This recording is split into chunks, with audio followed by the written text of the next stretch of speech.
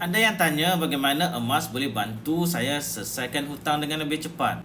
Jawapannya mudah. Simpan duit, nilainya semakin susu. Tapi bila kita simpan emas, simpanan kita nilainya semakin meningkat. Tanpa kita buat apa-apa, simpanan emas kita bertambah nilainya sendiri. Contohnya tahun 2020, 5 tahun yang lalu, 1 gram emas baru 240 sahaja.